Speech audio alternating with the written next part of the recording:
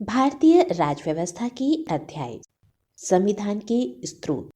आइए इसकी शुरुआत करते हैं।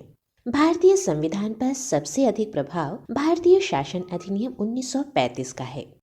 इसके अलावा कई अन्य देशों से संविधान निर्माण में सहायता ली गई है, जिसका विवरण इस प्रकार है।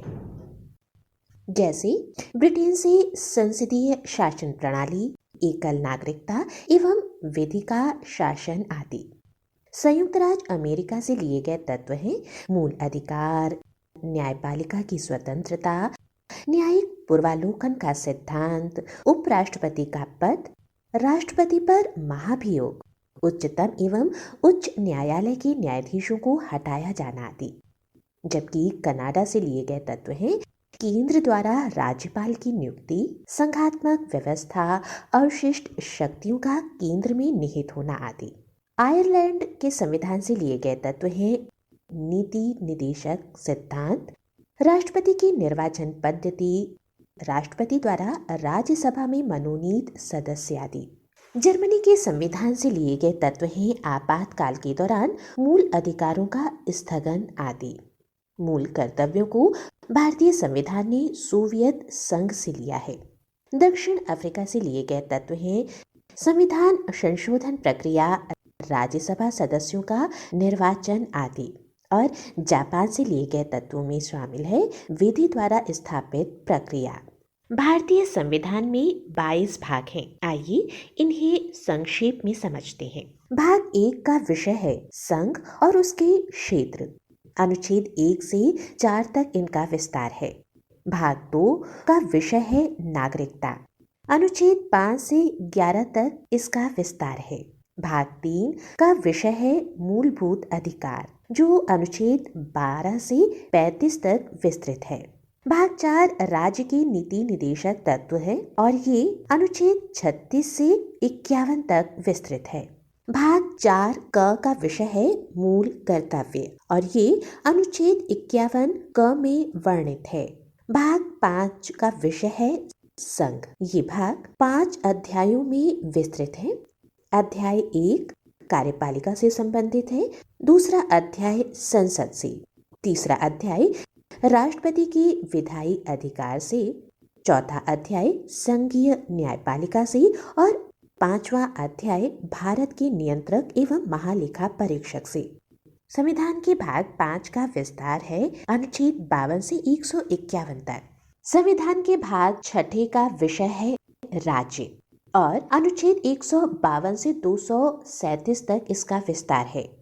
भाग 6 अध्यायों में विभक्त है, जिसमें पहला अध्याय सामान्य, दूसरा अध्याय कार्यपालिका, तीसरा अध्याय राज्य विधानमंडल, अध्याय 4 राज्यपाल के विधायी अधिकार, अध्याय 5 राज्यों के उच्च न्यायालय और अध्याय 6 अधीनस्थ न्यायालय से संबंधित है।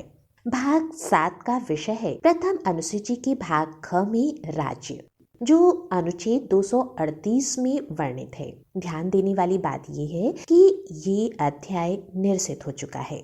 संविधान के भाग 8 का विषय है संघ राज्य क्षेत्र। ये अनुच्छेद 239 से 242 तक विस्तृत है।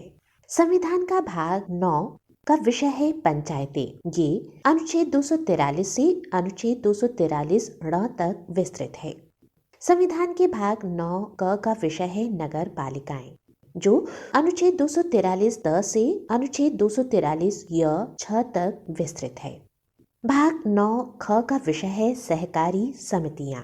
ये अनुच्छेद 243 ZH से 243 ZT तक विस्तृत है। संविधान के भाग 10 का विषय है अनुसूचित और जनजातीय क्षेत्र। ये अनुच्छेद 244 से 244 क तक विस्तृत है। संविधान का भाग 11 का विषय है संघ और राज्यों के बीच संबंध। ये अनुच्छेद 245 से 263 तक व्याप्त है। भाग 11 में 2 अध्याय हैं, जिसमें पहले अध्याय का विषय है विधायी संबंध और दूसरे अध्याय का विषय है प्रशासनिक संबंध। संविधान के भाग 12 का विषय है वित्त, संपत्ति, संविदाएं और वाद। ये अनुच्छेद 264 से 300 क तक विस्तृत है। भाग 12 के 4 अध्याय हैं, जिसमें पहले अध्याय का विषय है वित्त, दूसरे अध्याय का उधार, तीसरे अध्याय का विषय है संपत्ति, संविदाएं, अधिकार, देयताएं, बाध्यताएं और वाद। वही अध्याय चौथे का विषय है संपत्ति का अधिकार। संविधान के भाग 13 का विषय है भारत के राज्य क्षेत्र के भीतर व्यापार, वाणिज्य और समागम। ये अनुच्छेद 301 से 307 तक व्याप्त है। संविधान के भाग 14 का विषय है संघ और राज्यों के अधीन सेवाएं। ये भाग 2 अध्यायों में व्याप्त है, जिसमें पहले अध्याय का विषय है सेवाएं और दूसरे अध्याय का विषय है लोक सेवा आयोग। भाग 14 संविधान के अनुच्छेद 308 से 323 तक विस्तृत है। भाग 14 क का विषय है अधिकरण, जो अनुच्छेद 323 क से अनुच्छेद 323 ख तक व्याप्त है। संविधान के 15वें भाग का विषय है निर्वाचन, जो अनुच्छेद 324 से अनुच्छेद 329 क तक विस्तृत है। भाग 16 का विषय है कुछ वर्गों के संबंध में विशेष उपबंध। ये अनुच्छेद 330 से 342 तक विस्तृत है। संविधान के भाग 17 का विषय है राजभाषा, जो कि अनुच्छेद 343 से 351 तक व्याप्त है। भाग 17 के 4 अध्याय हैं, जिसमें पहले अध्याय का विषय है संघ की भाषा, दूसरे अध्याय का विषय है क्षेत्रीय भाषाएं, तीसरे अध्याय का विषय है उच्चतम न्यायालय, उच्च न्यायालयों आदि की भाषा और अध्याय चौथे का विषय है विशेष निर्देश। संविधान के भाग 18 का विषय है आपात उपबंध, जो अनुच्छेद 352 से 360 तक विस्तृत है। भाग 19 का विषय है प्रकीर्ण, ये अनुच्छेद 361 से 367 तक विस्तृत है। संविधान का भाग 20 का विषय है संविधान का संशोधन, ये अनुच्छेद 368 में दिया गया है। संविधान के भाग 21 का विषय है अस्थायी, संक्रमणकालीन और विशेष उपबंध, जो अनुच्छेद 369 से 392 तक विस्तृत है। और संविधान के अंतिम भाग यानी भाग 22वें का विषय है संक्षिप्त नाम, प्रारंभ, हिंदी में प्राधिकृत पाठ और निरसन। भाग 22 का विस्तार अनुच्छेद 393 से 395 तक है। भारतीय राजव्यवस्था की अध्याय। संविधान की प्रस्तावना। आइए इसकी शुरुआत करते हैं।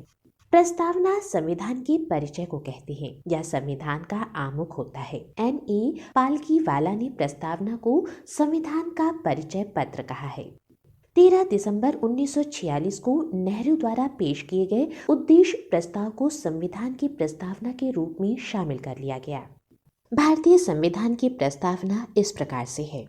हम भारत के लोग भारत को एक संपूर्ण प्रभुत्व संपन्न समाजवादी पंथ निरपेक्ष लोकतंत्रात्मक गणराज्य बनाने के लिए तथा उसके समस्त नागरिकों को सामाजिक, आर्थिक और राजनीतिक न्याय, विचार, अभिव्यक्ति, विश्वास, धर्म और उपासना की स्वतंत्रता, प्रतिष्ठा और अवसर की समानता प्राप्त कराने के लिए तथा उन सब में व्यक्ति की गरिमा और राष्ट्र की एकता और अखंडता सुनिश्चित करने वाली बंधुता बढ़ाने के लिए दृढ़ संकल्प होकर अपनी इस संविधान सभा में आज तारीख 26 नवंबर 1949 ईस्वी मिति मार्गशीर्ष शुक्ल सप्तमी संवत 2006 विक्रमी को एतत् द्वारा इस संविधान को अंगीकृत, अधिनियमित और आत्मा अर्पित करते हैं।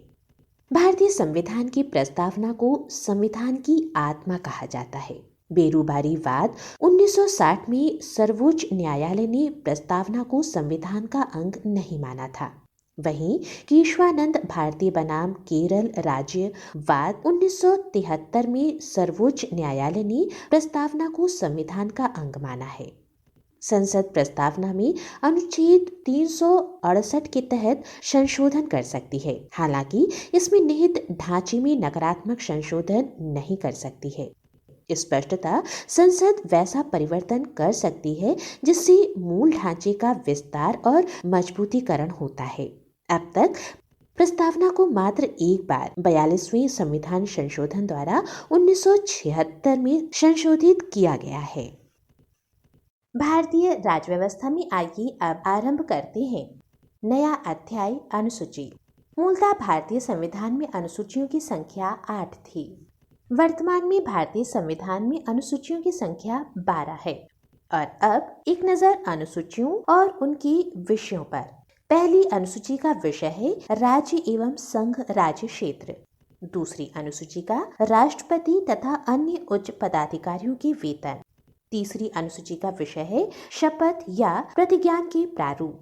चौथी अनुसूची का विषय है राज्यसभा में स्थानों का आवंटन।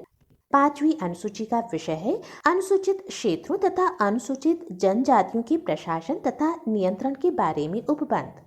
वहीं छठी अनुसूची का विषय है असम, मेघालय, त्रिपुरा और मिजोरम राज्यों के जनजातीय क्षेत्रों के प्रशासन के संबंध में उपबंध। सातवीं अनुसूची का विषय है संघ सूची, राज्य सूची तथा समवर्ती सूची में केंद्र और राज्यों के मध्य शक्तियों का विभाजन। आठवीं अनुसूची का विषय है भाषाएं। नवीं अनुसूची का विषय है कुछ अधिनियमों और विनियमों का विधि मान्यकरण। 10वीं अनुसूची का विषय है दल परिवर्तन के आधार पर अयोग्यता। 11वीं अनुसूची का विषय है पंचायतों से संबंधित प्रावधान और 12वीं अनुसूची का विषय है नगर पालिकाओं से संबंधित उपबंध। ध्यान देने वाली बात यह है कि 9वीं अनुसूची को संविधान के प्रथम संविधान संशोधन अधिनियम 1951 के द्वारा, 10वीं अनुसूची को 52वें संविधान संशोधन अधिनियम 1985 के द्वारा, 11वीं अनुसूची को 73वें संशोधन अधिनियम 1992 द्वारा तथा 12वीं अनुसूची को 74वें संशोधन अधिनियम 1992 द्वारा संविधान में जोड़ा गया। ध्यान देने वाली बात यह है कि मूल भारतीय संविधान की 8वीं अनुसूची में 14 भाषाओं का वर्णन था। 21वें संविधान संशोधन 1967 द्वारा सिंधी को, 71वें संविधान संशोधन अधिनियम 1992 द्वारा कोंकणी को, मणिपुरी और नेपाली को तथा 52वें संविधान संशोधन अधिनियम 2003 द्वारा बोडो, डोगरी, मैथिली और संथाली भाषाओं को जोड़ा गया। वर्तमान में 8वीं अनुसूची में कुल 22 भाषाओं का वर्णन है।